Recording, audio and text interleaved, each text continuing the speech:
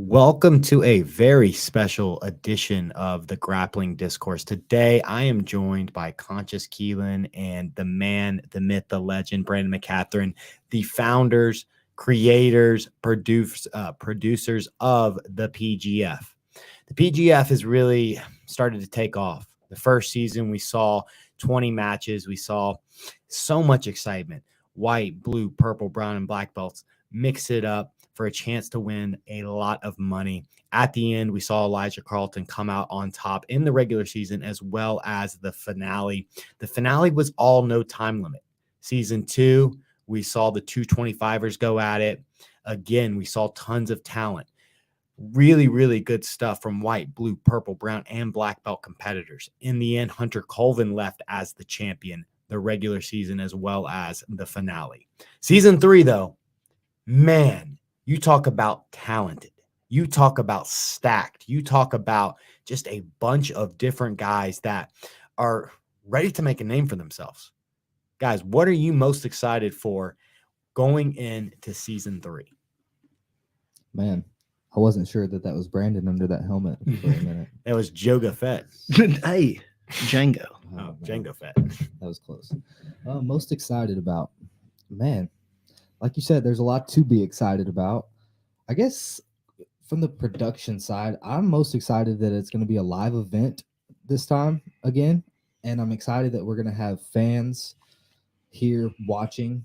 And I think the atmosphere is just going to be better than it has been in both seasons. We're having a couple of our biggest fans down. They're going to stay here all week. Yeah, I'm pumped about the atmosphere, and it's gonna be live. Yeah, having it live with actual fans is probably the part that excites. Well, that and the draft. I'm very excited that we're having a draft. So we can talk about that in a little bit. But I think that the atmosphere for this one, with there being an actual live audience during the week, is going to make a huge difference in the excitement, especially for the players during the matches. It's going to make a huge difference. So I don't know how many people we'll have here during the week. We got seating here at the gym. We got bleachers and a giant mat space where we can put some seating on.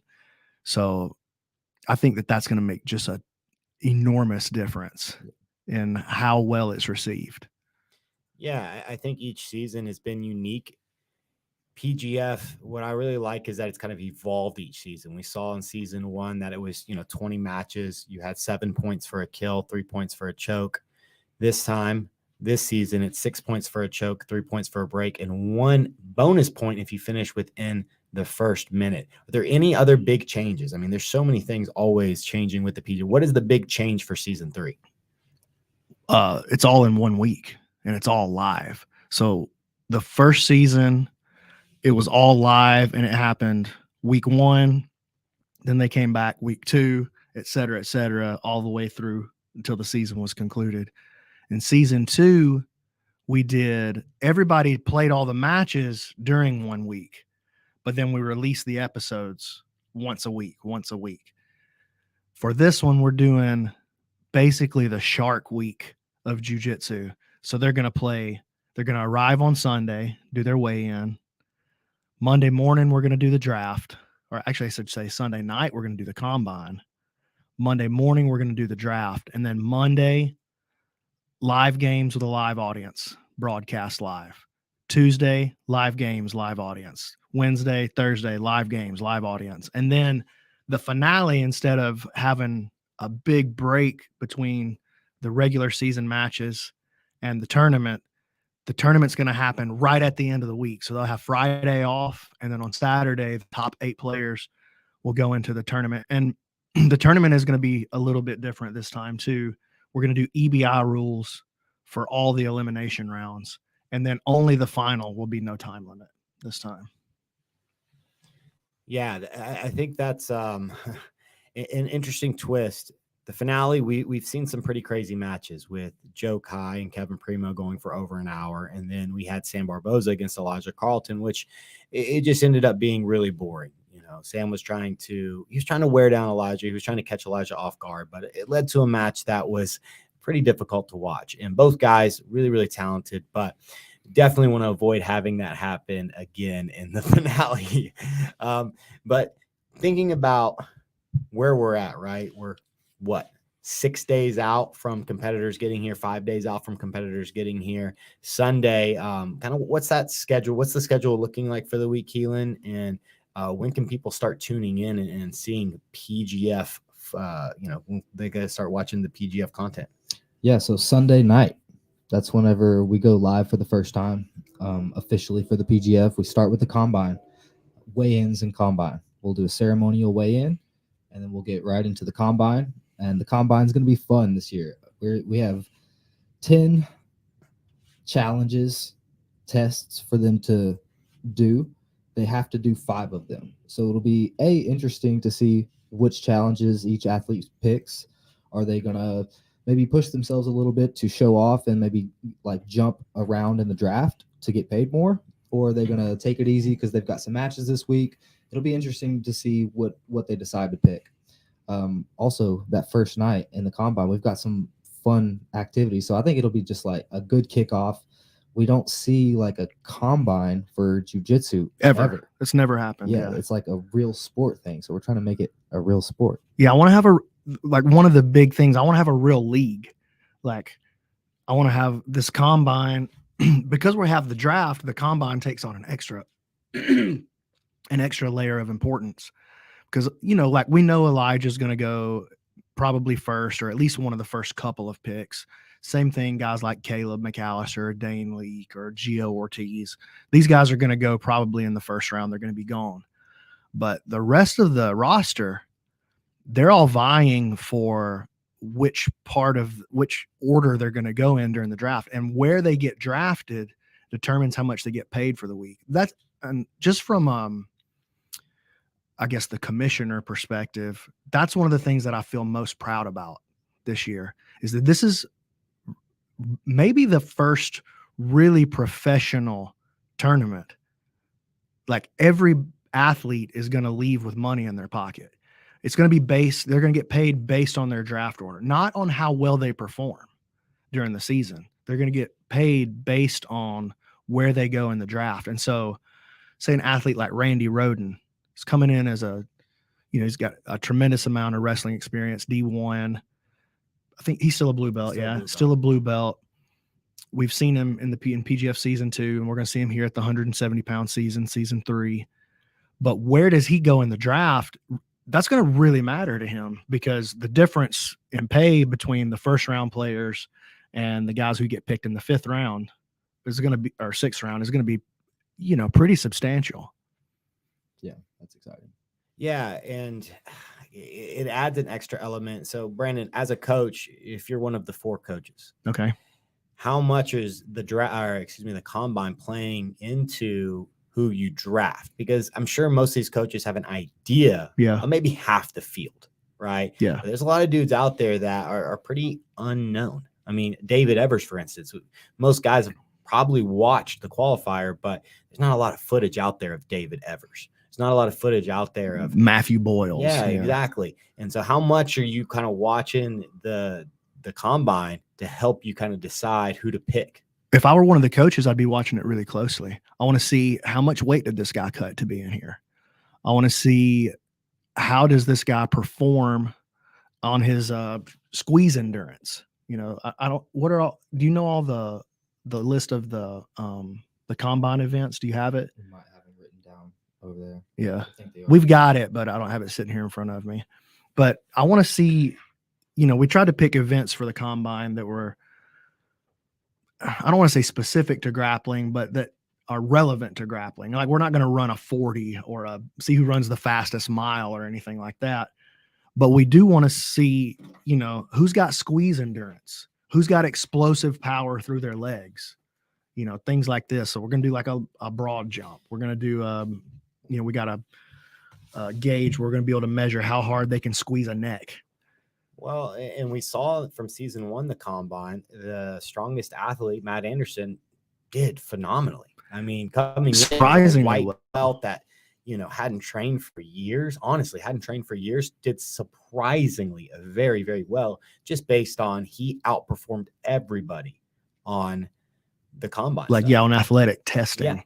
So yeah, I mean, I think that's a great point. That could be an indication on, okay, maybe I'm looking at taking this guy in the 3rd round instead of the 5th round. And that's important to, like I said, man, that's going to be important to the athlete, because that's a difference in a couple of $100, which, look, man, it's not like I'm sitting over here shelling out thousands of dollars to every player. I got a budget to work with over here. But at the same time, man, if you're a purple belt or a blue belt and you're going to leave a difference between a 6th round pay versus, say, a 2nd or 3rd round pay, is pretty substantial, especially for a week's worth of work. So yeah, I would be paying very close attention to how the combine goes. They're allowed to, or there's ways for them to make more money too throughout the week. True. Right? What are some of those ways? I know there's like submission or maybe a match. Yeah. Of the So night. the best match every night will be determined by Keelan and I, and then the broadcast team. We're going to come together and we're going to pick what was the most exciting match of the night that ended in submission. Right. So it has to end in submission in order to qualify. And then what was the most exciting match that ended in submission? And both of those athletes are going to get a bonus each night of the week. So yeah, man, you could come in as, again, say somebody like Matthew Boyles. He's a blue belt, young kid, but he's really exciting. He goes out there and he gets subbed, but it's a scrap and super hotly contested for 5 minutes. And then he ends up getting subbed. That kid might walk away. He does that. Say he does that every night. He's going to walk away with an extra $500. Yeah, on top of the pay, I think that's really cool. And I know that, you guys were saying today that Toehold is offering a pair of their Toehold sandals for a Toehold submission. Yeah, not just a pair, but like their premium pair, which is like $300 pair of sandals, which I know that may sound crazy to you, but these are like handcrafted, custom leather, like built with love, So yeah, Toehold. If anybody that finishes a Toehold, they get a custom pair of sandals, and he'll do that. Toehold's going to do that for every single time that submission is hit throughout the course of the week. So Keelan, of the combine things, like, what do you think as a coach is the most important? Like, what are the 1, 2, or 3 things that you're like really eyeing as a coach to help you decide where to pick an athlete? Man, so I'll just list off a couple of them that we have, and then I'll talk about what you asked. We've got plank time, broad jump, hang time, like a dead hang, push-ups in 60 seconds, shuttle run, max squeeze time, max squeeze in general, handstand walks, yoga ball balancing, max RPM on the assault bike, and then medicine ball shot put.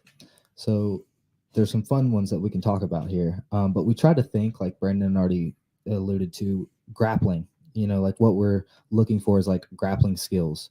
So one of the ones I'm more excited about is like the max squeeze and max squeeze time. The hang time, we've got a grip thing that'll measure the force on like their grip stuff.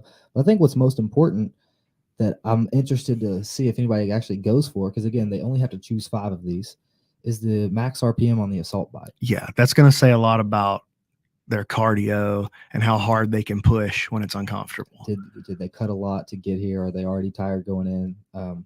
If they choose that one and if they perform well, that's saying a lot, I think, out of the ones that they could choose and what they're all saying. Because I could see some people taking it easy in here and not even showing off what they have. I think we might even see that out of some of the guys that they feel like they're definitely going to go in the first round. Which is okay. It is okay. But the difference between the first round pay and the second round pay is a couple $100. It's more than a couple of $100, mm-hmm. So like the difference between the guy who gets picked 4th and the guy who gets picked 5th. I mean, that's to a guy who grapples for a living or who's wanting to grapple for a living, that's going to be a pretty nice chunk of change. So yeah, I think the max squeeze is the one. That one, the RPMs on the assault bike, and then the broad jump, I think is actually a really telling thing, because that, more than anything else, that measures your athletic explosion. Like how hard can you push with your legs to just explode in one moment? Can you just stand up? Like, that's going to answer the question of, can you just stand up? I mean, there were just times that Matt Anderson just physically overwhelmed guys. Yeah. And it was very impressive to watch.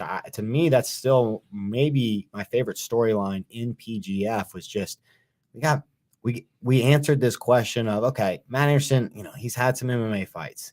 He had a judo background and a little bit of Japanese jiu-jitsu, and he had trained a little bit of Brazilian jiu-jitsu, but he still was a white belt. And the God to honest truth is the dude hadn't trained in years.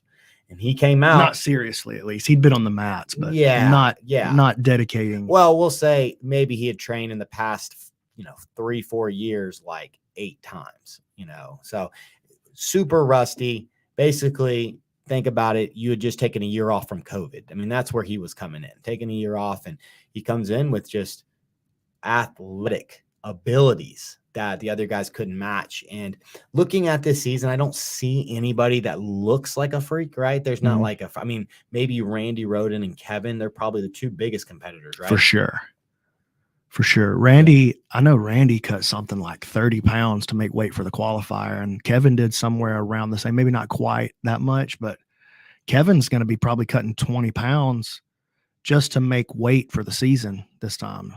So, yeah, he's a big, strong boy, a lot of MMA experience, a lot of competitive jiu-jitsu experience. He's a brown belt now. Yeah, I think Kevin Primo really could be the guy who shocks some people this time. And he may be a guy who goes in maybe the second, maybe even third round. So I don't know, man. I'm very excited about that. I think the combine too is going to do a lot to help out the fantasy picks. So for those of you that don't know, we have a fantasy league. So you go and make your pick. And last year we gave out $1,000 to the fan who won the fantasy. Go ahead and tell you it was not Egghead. Dude, I can hear him talking about I know, food. I can hear him. I hear him running that mouth right now. Sorry, Egghead. I was just talking trash. But I think that seeing some of these athletes that are lesser known, how they perform in the combine is going to help the fans to choose their fantasy team each week a little bit better. Yeah. Egghead's asking about the coaches challenge. Is that for the draft selection? Yeah. We have options. I don't think we've decided. We haven't, but Dude, I know what I want to do. I can give them the options right quick, and maybe they can help decide. Right now, rock, paper, scissors. Lame. Who can hold their breath the longest? Lame. Mario Kart. Ooh, I like that one. The Dizzy Dash. Lame. Which is where they spin on the bat, and then race or whatever. Connect 4 tournament. Ooh, that's the one I like. Random balloon darts, which is like where there's numbers 1 through 4, like 10 times in all the balloons, and they throw a dartboard, and if they hit the number 1, then they go first, etc. And then a paper airplane competition. Who can fly? I think it's Connect 4, dude. I think we should let the people pick right now. There's a couple of those I really like. I really like the Connect 4. I think that's that's probably the top one for me. I like the paper airplane challenge. I think that's kind of cool. And I like that. I kind of like the Dizzy Bat challenge too. It'd be really funny. Yeah, it'd be really funny to see Jake Elkins fall over and puke. Yeah. What about an Oculus boxing match? Oh, I don't know the best way to measure that, but we could probably figure that out. We gotta make them all fight each other. Like we go online. You have an Oculus, I bring mine, and then we make them fight each other. Square them up. How disappointed would Matt Elkins be if he lost the first round of the boxing Oculus? I gotta say, man, I've seen Matt Elkins in Oculus do some boxing. I think he would do really well. I don't think he's losing. I don't think he's going to lose that one. No, I don't think so either. He even has good technique in VR. Yeah, I mean, the dude's a fight. That's why. But he just would be so deaf if he lost to like Drew Weatherhead. Just like Drew just like found a way, or like maybe Drew's like a master at like Oculus boxing. Hey, you never know. He's a master of NFTs. I'll tell you that. Did you guys see his Ape Shakas collection? Yes. How well it's done? Yeah. I don't know what his take is on this, but I know it's done over $100,000 of Ethereum revenue in a week. Wow, I didn't know that. I don't think he gets all of that, but maybe he does. I don't know how it works. No, I mean, it was a cool product. I didn't realize it had done that well, but yeah, so let's go ahead and talk about these coaches then. So we've got 4 coaches. Why did you decide to bring in 4 coaches? Like, why 4? Who are the 4, and what role are they going to play this season? So season 1, we didn't have teams at all. Season 2, we had teams, but admittedly, my execution on how that was done could have been better. Right. That was the But thing. it was a lot of fun. It was good. No, it made it way more fun. Right. Having teams, even though my execution was less than perfect, having teams was better than not having teams. Right. I think we got it down this year. And the reason I went with 4 teams instead of 2 is so that we could have the draft. Which So is important. To me, the draft is one of the most exciting parts of the whole thing. Like, this has literally never been done in jiu-jitsu ever. Well, first of all, no, but I've never seen anybody try to run a league, much less have a 3rd season of a league. And then even us, this is like groundbreaking for us. So I don't know how that's going to go. I mean, it could be an abject disaster. I always try to leave that option open. Like, I might mess this up completely, but I promise you, I put a lot of thought into it, and I'm trying my best. I think in season 2, we saw that like having teams versus not having teams created a dynamic that was enjoyable. Yeah, it was super entertaining. fun. It added to things, they rooted for their teammates, and it was fun. I think it was flawed because there was like they played their own teammates, teammates, which allowed for like bad things to happen, right? This time they're not playing their own teammates, and they don't even get anything like as a team for winning. It's their coaches. Yeah. So here's what the coach gets.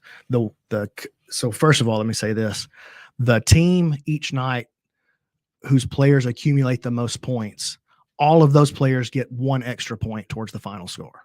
Okay, so just like season 2, but this season, the coach whose team accumulates the most points during the regular season, during the 4-day season, that coach is gonna get $500 worth of Bitcoin. Boom. So, oh wow. So there's actually like an incentive to do your best and to have your team come out on top. Yeah, and that $500 worth of Bitcoin, that could be worth, $2,500 by the end of the year or something crazy. Who knows? Yeah, no, I think that's insane. I mean, that's a very big incentive to go out there and try your best. And I think it's important for the coaches to have that incentive. Anytime I've watched like a YouTube creator, have something where they have teams, and he has their guys, Mr. Beast, for example, he's always giving the coaches of the people like, hey, if your guy wins, you get a percentage of the money, or you get this, or you get a new car. And it really incentivizes. And I think when you get the coaches and the athletes on the same page, where they're both trying to win together, it's a winning strat. I mean, that's what you want, right? But who are the 4 coaches? Who's joining us this season? So the first coach is going to be Drew Weatherhead. Drew is the guy behind the Instagram account Because Jitsu. It's like a meme account. I don't know if it's the largest meme account, but I know it was one of the first jiu-jitsu meme accounts. And it's got to be the largest one for jiu-jitsu. For jiu-jitsu specifically. And then he's he's a black belt. Then who have I got? Eli Knight, who's got one of the largest, he might have the largest YouTube channel, jiu-jitsu YouTube channel in the world. Maybe Chewy has got more than him. Maybe Bernardo has more than him, like the BJJ Fanatics channel, but I don't think anybody else is even really close. Like, we got a pretty decent sized YouTube channel for a jiu-jitsu channel, and Eli's is maybe 6 times larger than ours. So I know he's up around the 300,000 or more subscriber range, which is insane. Then who's my other 2? The Elkins bros. The Elkins brothers, Jake and Matt Elkins. Matt was a participant in season 1 and season 2. And then Jake was a participant in season 2. We won't mention who won the match between the 2 of them. Block 12. I forget. Block 12 was such a big deal. And then who's my 4th coach? Applegate. That's right, Sean Applegate, who is, of course, one of our black belts here. Well, not here on location, but he runs the school at 10th Planet Atlanta. And in my opinion, is the strongest coach in the 10th Planet Association. Just a phenomenal mind for jiu-jitsu, phenomenal strategist, excellent technician. So I think probably Sean is approaching it from a winning the game standpoint more seriously than anybody else. You I know, don't know, because jiu-jitsu likes that Bitcoin, likes that crypto, I should say. yeah, man, it's just so, to me, it's just so hard to bet against Sean. Mm. It's so hard to bet against Sean, no matter who he's going against. I mean, he's remarkable. How much can a coach really like impart their wisdom with like a week? You know, he's got 5 days with these athletes. 4 of those days are going to be spent, you know, they're going to be having matches, and they get that rest day Friday, and then they have the finale Saturday. Like, how much can a coach, or how important can a coach be for a season like this? So I think it was interesting in season 2. They didn't even have coaches, but they had a team.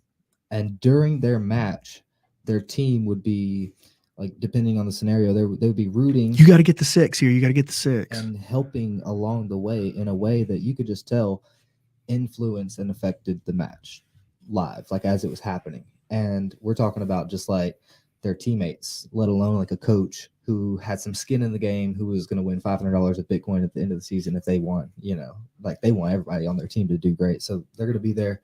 The team, I think it plays a big role like that. As far as like if Sean could teach the guys that he chooses like all his leg lock system this week, like I doubt it, but I think that aspect of the live match happening and the live strategy, and then the strategy from night to night, like, hey man, it's we're 2 nights into this thing and our team is down, and this is the guy you got coming up next match. Like, I mean, I think again, especially a guy like Sean, he can have a lot of insight. I mean, think about, you know, you talked about this a couple of times, Skaff, from the ADCC trials, watching the difference of having, for Colabate, having Guy Mendez on the sideline for him, and how he was able to build a strategy for Cole just in the time between matches to go in and win.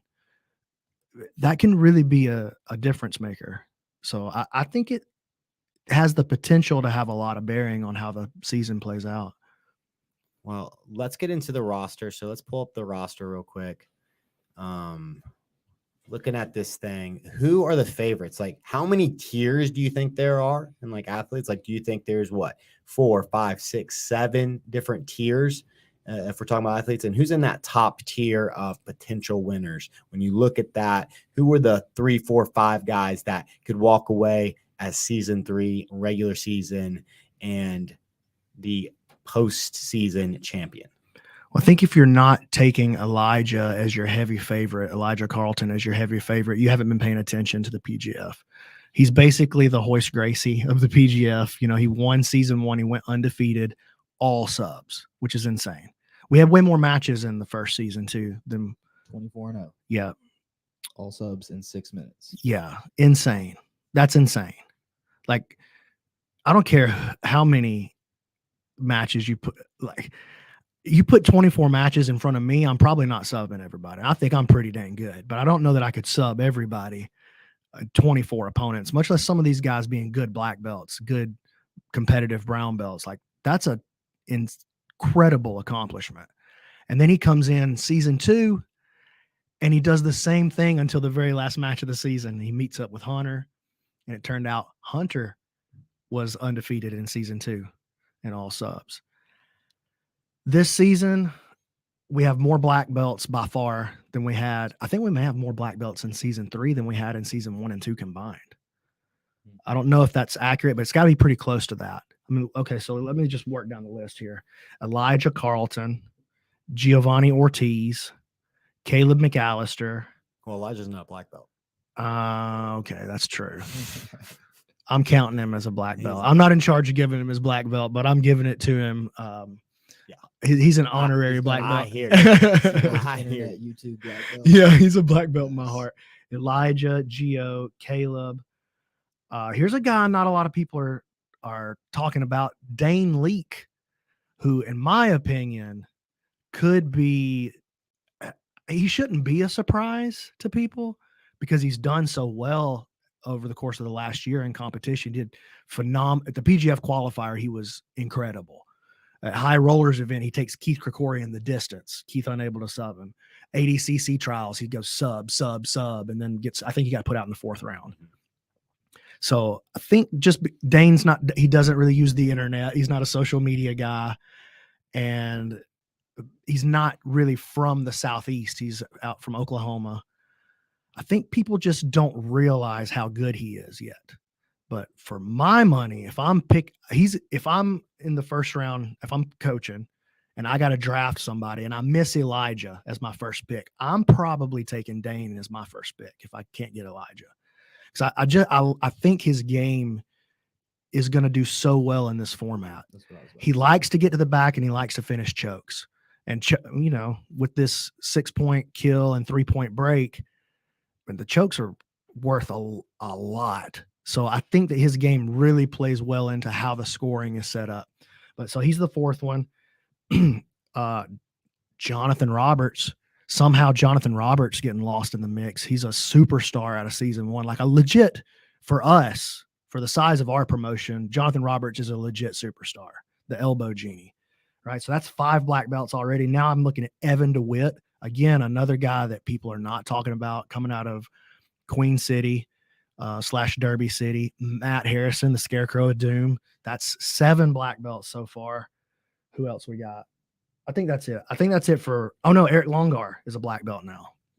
He got his black belt since the roster was completed. So we have 8 black belts on a 24-man roster. Dude, that's pretty crazy. Like if we had an 8-man tournament that had 8 black belts in it, you'd be like, dude, this is stacked up pretty nasty. So, it could be that there's 2 black belts on each team. Pretty cool. And then, we got some serious brown belt contenders in here. You got Mario, who won the qualifier in Louisville. And by the way, he beat black belts to make that happen. He tapped out a couple of black belts to make that happen. So, and then, Caleb McAllister, did I mention him? No. That's 9. So that's 9 black belts. I want to say you counted him at the beginning. Okay, I might have. Listen, math is not my strong point, right? But yeah, Caleb, another superstar out of season 1. Kevin Primo is a brutal, destructive brown belt. Well, I know you like Kevin as your dark horse. Man, there's a lot of guys that I won't get into this real quick. I got some questions to ask you guys about this group of people. So we got looking at this roster here. Who is the toughest to tap? Purple belt and under. So you can't just be somebody that's like, oh, Elijah Carlton. Like you need to score because remember Mike Ritchie. Remember how tough he was in season 1. He was a white belt. But dude, everybody struggled with him. And a lot of guys walked away with 0 with him. Who's the Mike Ritchie in the season that's just like, dude, this guy is so tough to tap? Is there anybody? Yeah, I got you. White, blue, purple that you're just like, some of these guys are really, really tough. It's Noah Randolph. Dude, I was going to say him or Carlos. I think Carlos's style. That's a good point. Is hard to tap that dude in 6 minutes. Yeah. I mean, just the times that I've rolled with Carlos, it's hard for me to tap him in 6 minutes. And I know I'm good. You know what I'm saying? So, yeah, he's a handful.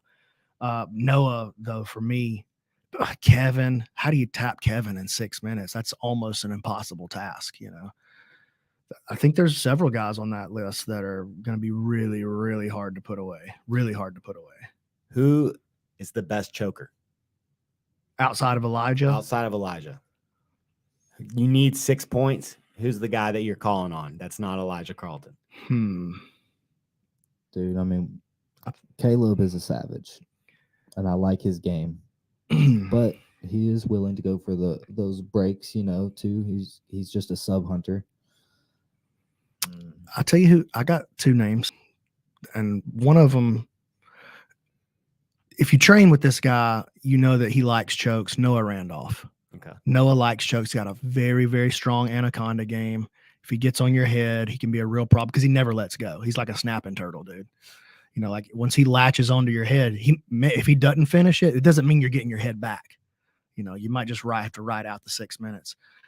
I think Jonathan Roberts. I know he's known as the arm lock guy. He's known as a heel hooker, but remember that choke that he hit on Caleb McAllister? And as season 1 kind of started about halfway point, and he started to realize, oh, these fast taps with the brakes are not really giving me the points that I need. He was able to shift his strategy and start to take chokes. So he was able to choose chokes when he needed to. And I think that's a really important point about him. Like, I think Jonathan is going to be able to come in and score and score and score. Matt Harrison, if he gets his legs up around your neck, dude, I mean, a triangle choke, probably nobody outside of Elijah is going to have a triangle choke like Matt's in the bracket. Well, what about Giovanni Ortiz? Yeah, man. We got a lot of good people in this thing, dude. Yeah. Like, it's going to be really hard. It's going to be really hard to win this season. It's going to be really tough. And, now thinking about who the best leg locker is, because we've heard a lot of guys. I got you here. A lot of guys just going, oh, I'm going to leg lock this guy, or I'm going to leg lock all the top dudes. I'm here. I mean, we've heard that from David Evers. And then we've obviously got Sean Applegate's guys, and Sean's known, he might have the best leg locks in 10th Planet. And so his guys are. No, he does. And then you got guys like, we saw Manning Leverett in the finale. I mean, he had a tough match against Ethan Birmingham and just iced him with a disgusting heel. Yeah, hook. Really hurt him. So Mario Gaywar, he won the qualifier with some crazy leg locks, hitting Aoki lock in the final. So who you guys think is the strongest leg locker? Again, outside of Elijah, we're taking Elijah out of. I don't know that Elijah is the strongest leg locker, though. I think Elijah is a phenomenal leg locker. Have you seen him leg locked in the PGF? No, I mean, we haven't seen him really beat by anything in the PGF. Except one move beat him. That's a rolling Kimura. Yeah, from one guy. A rolling Kimura. So yeah, I think Elijah's a phenomenal leg locker. I think Gio's a phenomenal leg locker. I think Jonathan Roberts is a phenomenal leg locker. But there's two guys I would take as a pure technical leg locker above. I'm going with the blue belt. That's what I was going to say. Kevin Buehring, dude. I think Kevin Buehring is arguably he's a blue belt, and he's a fresh blue belt. He's a fresh jiu-jitsu player. Let's be honest. Like, he hasn't really been training very long, but he listens to his coach. And when your coach is Sean Applegate, and you listen and you show up every day and put the kind of work in that this kid does, I mean, I think he's going to beat some people that he's not supposed to beat. And I think he's going to put them away with leg locks. And then I think David Evers proved in the qualifier, like, bro, if you're sleeping on that little tank, then you're making a big mistake. I mean, he tapped the elbow genie. That's the match it's in my top 3 most excited for. David Evers versus Kevin Buehring. If it happens. Like, that's the one match, like one of the 3 matches I really, really, really want to see. But thinking about that, outside of like Elijah, Giovanni, like, what's a match you really want to see that's in that kind of David Evers? It's a blue purple belt, or purple brown, or maybe even blue black match that people, on the outside might not expect to be absolute fire, that you cannot wait for. Because I've got a couple I really am looking forward to. Again, already said it, but I want to see. I really want to see like Kevin Sherrill versus Caleb McAllister. Like, ooh, that's just a crazy matchup. Both guys, you're going to get some hard wrestling pace in there, hard pace, purple versus black. I love those purple versus black matchups. Matthew Boyles and anybody. I'm just excited for that kid. Yeah, Matthew's crazy, dude. He gets after it. He goes 100% pace from the opening bell to the closing bell. So yeah, he could be really exciting.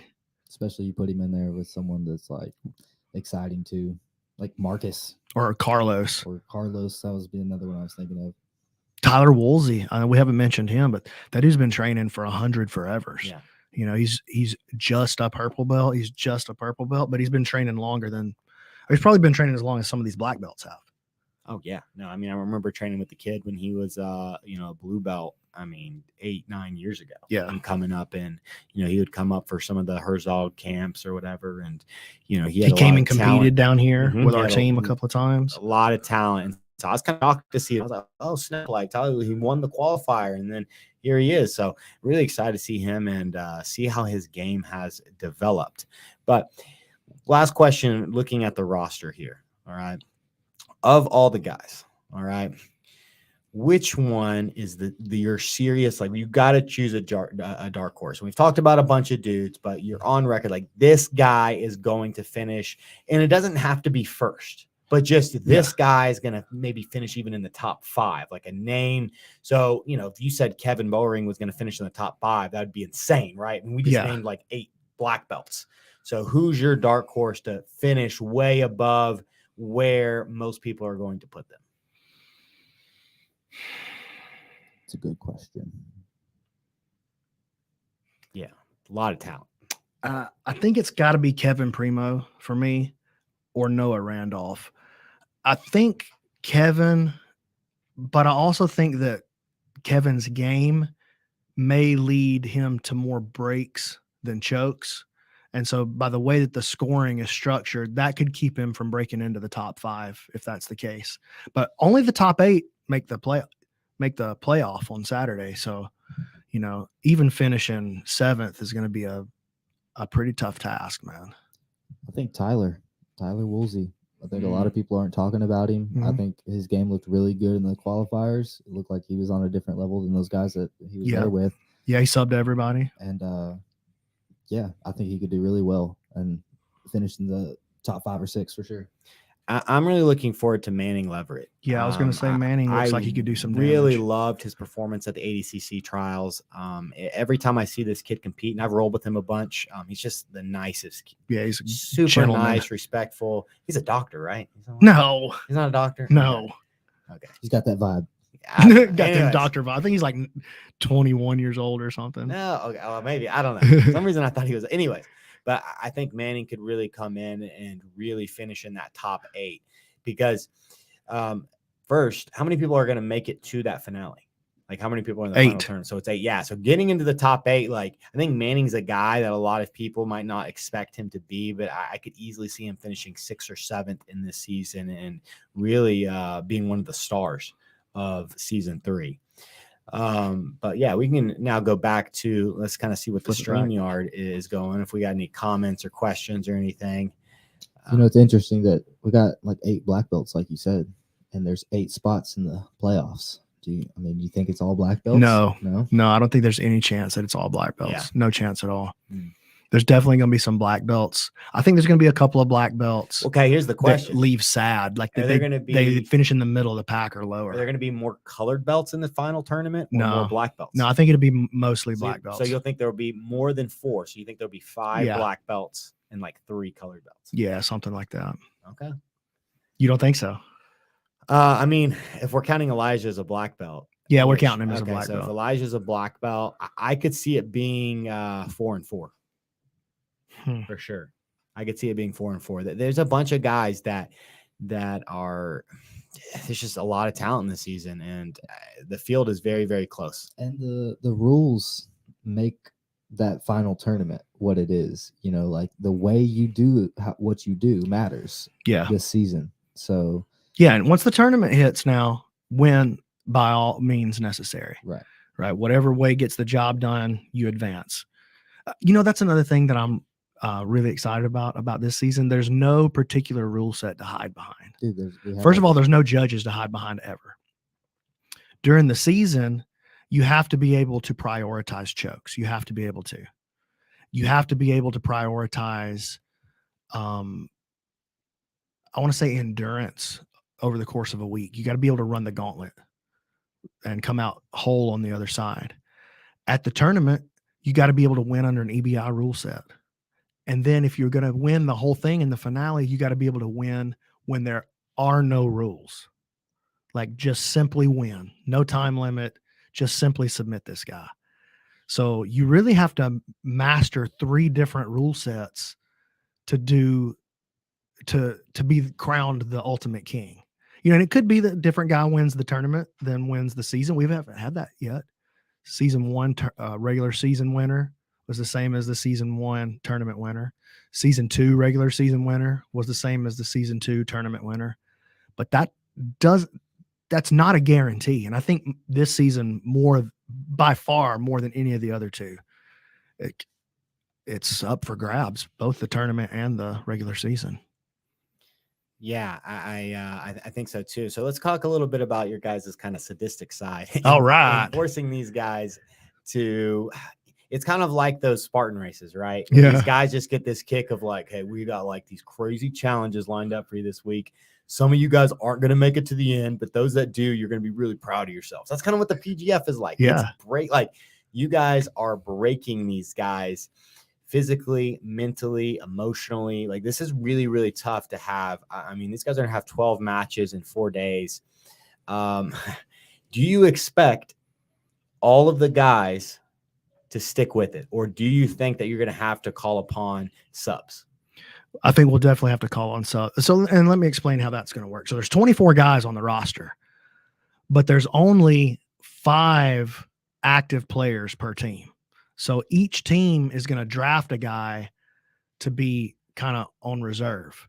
So like, let's say that me and Keelan are on the same team, but I get hurt during the second game. Keelan is going to come in and accumulate points for the team and for himself. His wins won't accumulate points for me. They'll accumulate points for him. Right. So if I have to sit, I'm not able to score. Does that make sense? Got it? Mm-hmm. Okay. You kind of gave me the, what's that mean? No. So, but it also could be some guys just get to the second or third day and they just go, man, I can't do this. Or I don't want to do this anymore. I mean, I think that's a real possibility. And in a case like that, then we're going to go to the sub. Well, it's going to be easier to quit knowing that there are subs. In the previous 2 seasons, it was kind of like, I mean, what are we supposed to do? You're just going to forfeit your match.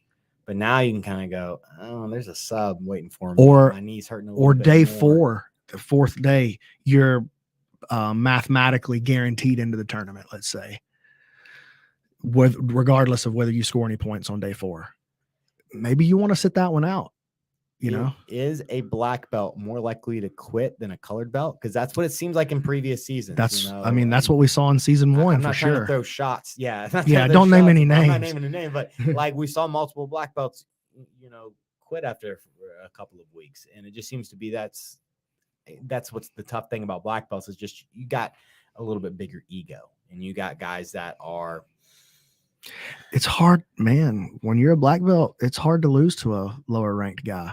I mean, we saw that happen in season 1 where we had a couple of guys come in and, they were black belts and it didn't really go their way. It didn't go the way they thought it was going to go, or maybe they didn't take it as seriously as they should have taken it. And some of these got like a Nilo, for instance, Nilo Bergener from season 1. Man, I wish Nilo was in this season. Yeah, man, I tried to get him, but, a guy like Nilo can make you rethink whether or not you're a black belt. A guy like Noah Randolph's going to make some of these guys consider whether or not they deserve their black belt. So, once those thoughts start to creep in, the snowball can get big quickly. So, yeah, I think it's not only possible, I think it's likely that we'll see a black belt either quit or walk off during season 3. Yeah. I don't want to curse it or anything, but I mean, it's a tough week. It's Shark Week. It's not going to be easy, man. And these guys are going to have to maintain their body all week long. That's hard to do. Some people's style is not conducive to that. They get out there and they just smash it and crush their head against the wall until they get the job done.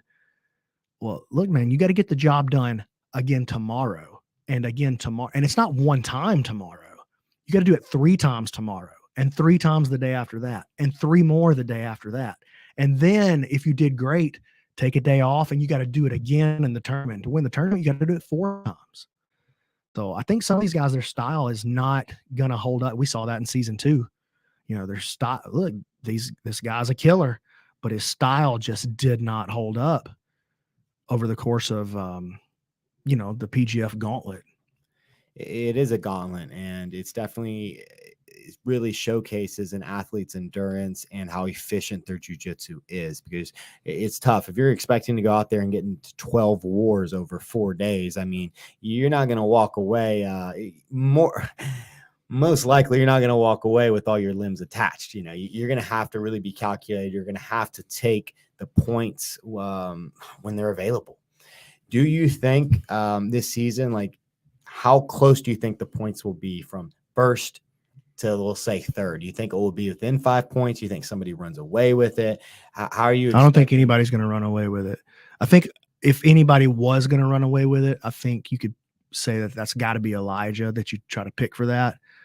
But outside of that, I can't see anybody just smoking through the field. Like I can't even imagine that. I'm gonna go out on a limb and say this is the closest season yet. I don't even think it's close. I think the top three are gonna be just neck and neck.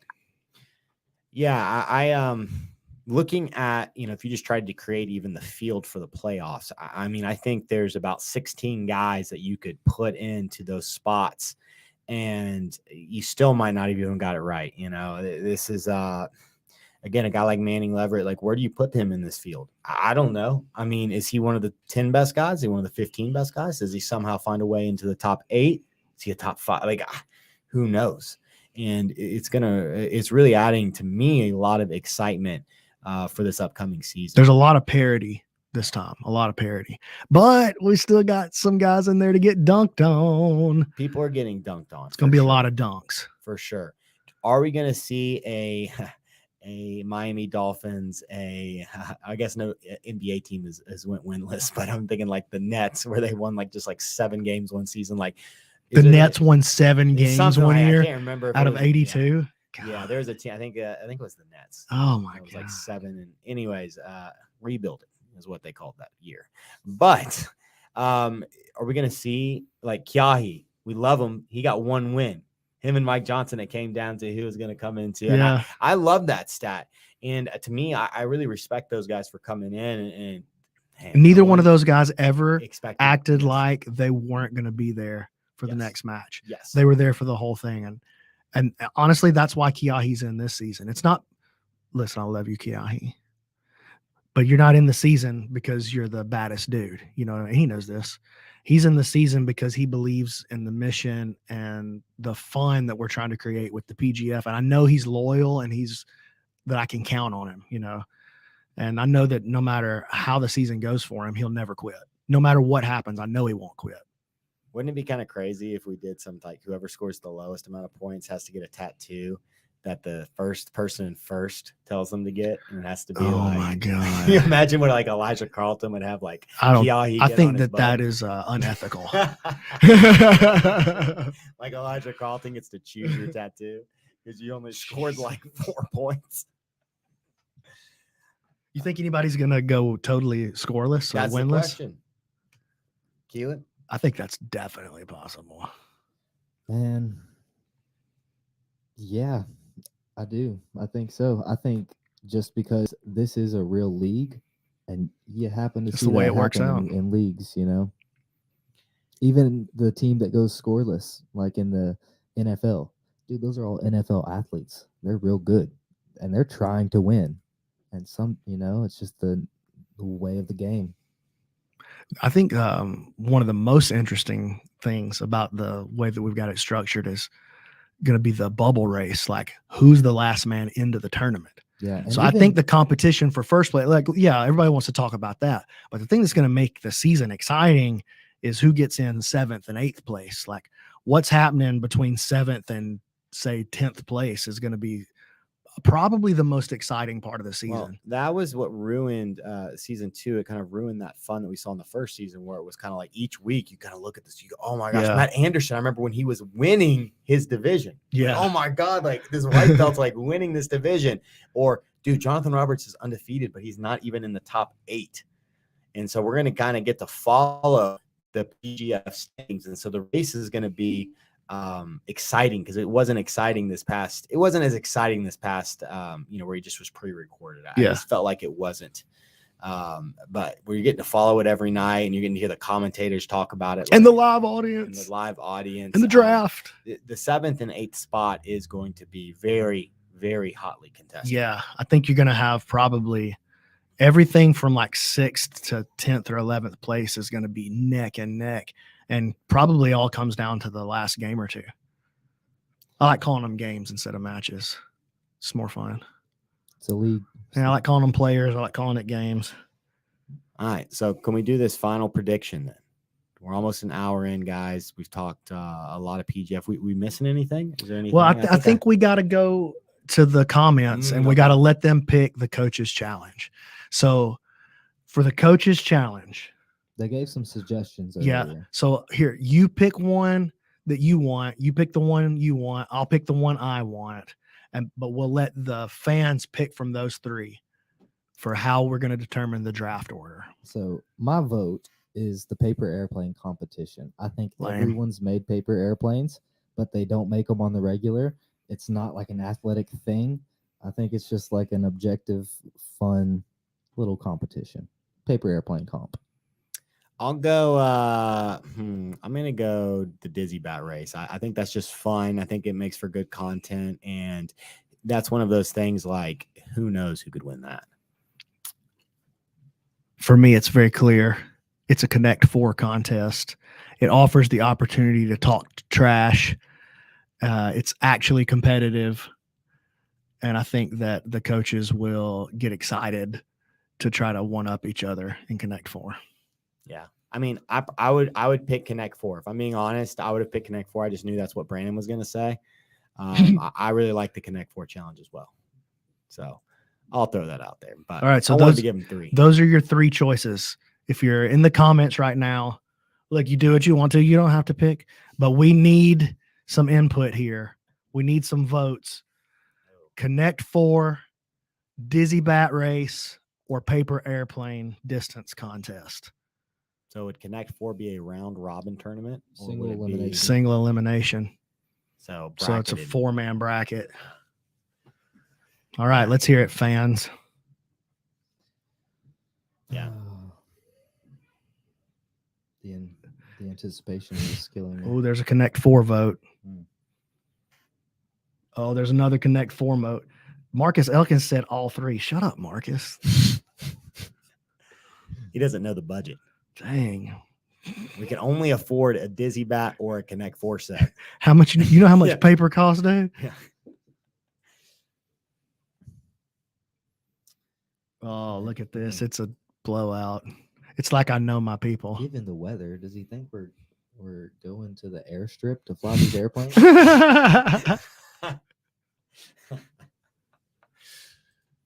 It's a blowout. Dude, Literally, it's no definitely one a has blowout. chosen. It's like I know my audience. Look, Kai said then. I'm a- I'm I'm a master marketer. Yeah. All right, well, Connect Four it is. Your boy, Brandon McCatherine, they wins literally- again. They literally picked the one with the least movement. It's like the least exciting. But it's the most, no, it's the most exciting. It's the most trash talk potential. I think Connect Four is really exciting. I've seen some pretty crazy Connect Four games. Like Connect Four is pretty awesome. I think that's a great choice. And it'll make some funny B-roll footage. Are we gonna stream the Connect Four contest for the coaches? I mean, I suppose that's what the people want. All right. Any right. questions? You guys have any thoughts, questions for these guys before we wrap this up? I want to see a bunch of people here in the audience watching live Monday, Tuesday, Wednesday, it'd be and sick. Thursday. Yeah, it's have, free. like- Listen, so it's free to come and watch Monday through Thursday. Saturday, the finale is going to be a ticketed event. We're doing it in conjunction with Summit Grappling Championship. And Jamie Houston is the promoter of that. I know you guys know, but Jamie has done an incredible job with his new promotion. I think this is going to be his third show. So it's going to be a ticketed event. And listen, it's free to come and watch Monday through Thursday on location, 6 p.m. Central, 10th Planet Decatur. We want you to come. It's free to watch live and streamed on YouTube Monday through Thursday, 6 p.m. Central. We want you to watch and share. On Saturday, it's a ticketed event. The tickets, portion of the tickets go to the athletes. Portion of the tickets go to me and Keelan to try to pay us back for all the thousands of dollars we're spending to make this happen. And the finale will not be streamed on YouTube. It will be a pay-per-view event. And part of those proceeds are also going to go to the athletes. So if you're at home and you're like, well, I'll just catch the finale for free, you will not catch the finale for free unless it's well after the fact. Somebody might post it after the fact, but the live finale will be a pay-per-view event. So we'll have links and all of that coming up for you when the time is right. So Yeah. Seeing Ty ask if we had any new camera set stuff. That's how we're going live this season. It's because there's like got some wireless HDMI transmitters and stuff like that. New camera, so instead of we leveled up. Our production has leveled up Yeah. 10x since season 1. It's like 100x leveled up. Yeah. Since season 2, we 10x'd. Yeah. What was that link for tickets? For the live event, Elizabeth, you can just do tickets at the door. Oh, a member's discount. Probably not, because I'm not actually in charge. Jamie is the promoter for the live event on Saturday, and he'll be the one running that. So probably not. Any VR? No, not this one. Scratch that. Yes. Potentially live VR 360. So if you have an Oculus or another VR headset and you want to watch the PGF stream in your VR headset, I think that's going to be an option live, but it won't be with all of the production, the tail of the tape. It'll just be the screen. video. It'll just be you sitting in the bleachers or with the commentary team, just watching it live, which is going to be super cool. If we can't do it live, I'm 99% sure we can. Whoa, I didn't even know that. I'm pretty sure, 100% sure we can do it to Facebook Live. I want to do it to YouTube Live, but we're going to do it live VR 360. Say there's that 1% chance that we can't. We're still going to record it and like post it up after the fact, so it just won't be live. But yes, there will be some VR for you guys. Word. Yeah, that's news to me. Yeah. What time do things start Sunday? Saturday. Oh, no, this coming, the first event. Mm-hmm. So the athletes will be here to weigh in officially at 10 a.m. on Sunday, but that won't be broadcast. That'll be the official weigh in, and then we're going to let them weigh in, and then they're going to go get some rest, get rehydrated, start feeling better. And then at 6 p.m., we will go live. We'll have the ceremonial weigh in at that time and the combine at 6 p.m. on Sunday. The draft is going to be broadcast live at 10 a.m. on Monday. And these are all Central Time. So 6 p.m. Sunday night, 10 a.m. Monday morning. Yeah. And then 6 p.m. every night, Monday through Thursday. Is when it starts. Yes. The matches start at 6. Yes. What about PGF tonight? Is there like a pre-show? We'll start the broadcast at 5. 5 o'clock. So, and the finale on Saturday starts at noon. So we have a 35 match undercard, 35 matches with actually some banger matches. Yeah. There's some banger matches, some good black belt matches, a lot of really good athletes on the undercard. So we have a 35 match undercard, starts at noon on Saturday, and it's going to be at Epic Church here in Decatur, Alabama. It's the venue. If you haven't been to the finale for the first 2 seasons, it's the same venue. The venue that we have for the finale is, in my opinion, there is no better venue in grappling than the one that we have for the PGF. Like, you know, I've been to all the good ones. I've been to all the good shows, and I've called a lot of them. This is the best, most beautiful, nicest venue in grappling for sure. Yeah. Yeah. Yeah. That's great. Great spot. Good food, concessions. Oh yeah. Such and such is going to be provided. They're going to have a food truck pulled up out back every night. So they're sponsoring one of the teams. Toehold is sponsoring one of the teams, Supernatural Survival Gear. And then we actually had spot open. We actually had a spot open up for one. If you want to, Now's your time, people. Have a business and you want to sponsor one of the teams and have your name blasted all over the PGF all week long and in perpetuity every time somebody sees season 3 forever, then slide into my DMs. You know, I'm looking to make this thing happen. So I'm looking to wheel and deal to get that 4th sponsor in here between now and Sunday. Yep. Okay. Well, we did it, guys. There you go. Guys, thanks for joining me. And this was really fun doing the PGF talk. And man, in a couple of weeks, we're going to know who the champ is. Yeah, I'm pretty excited, man. I'm more excited for season 3 than I was for season 1 and season 2 combined, I think. Agreed. It's going to be sick. All right, guys, we're out of here. Until next time. Later.